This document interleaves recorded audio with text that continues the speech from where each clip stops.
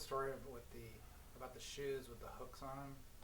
Oh, well, that's regressing a bit, but It was funny.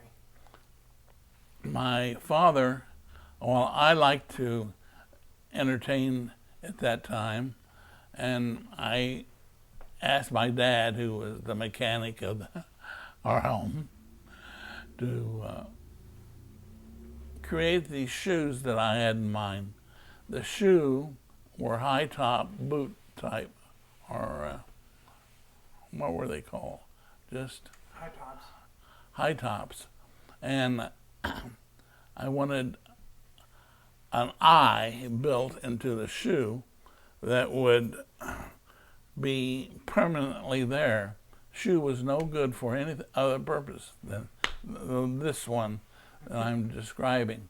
And so in the floor of wherever I was, in this case, Whiteman Hall, I would have screw hooks, and each screw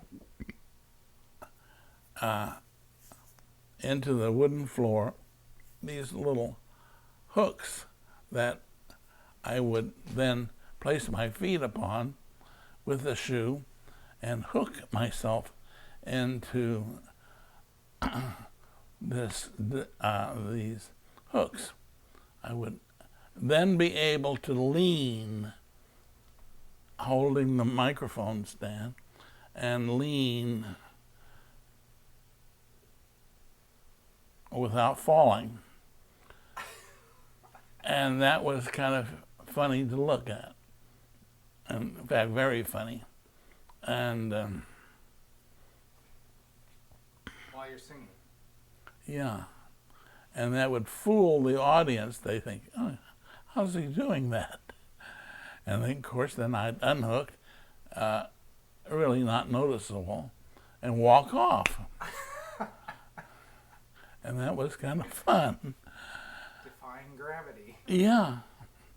One time, though, I was at Camp Klassen, it was called, doing this thing for the campers, and the porch that we were performing on was just cement slab.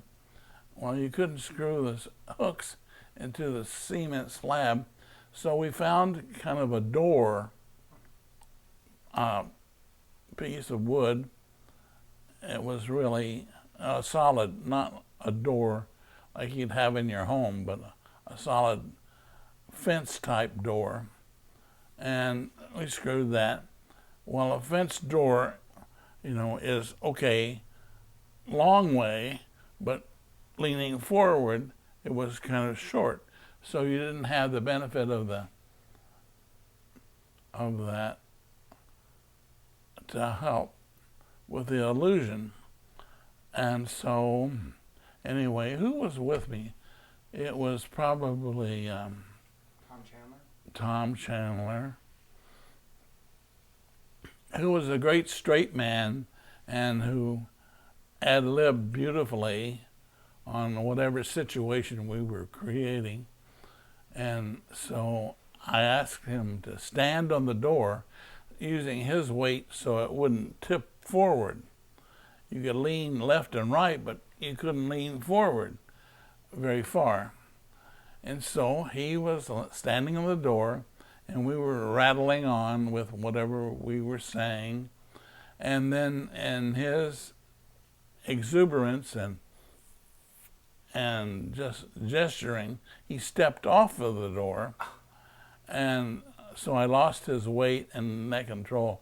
And I fell forward, literally, with this big plank of wood on my feet, tipped up behind me.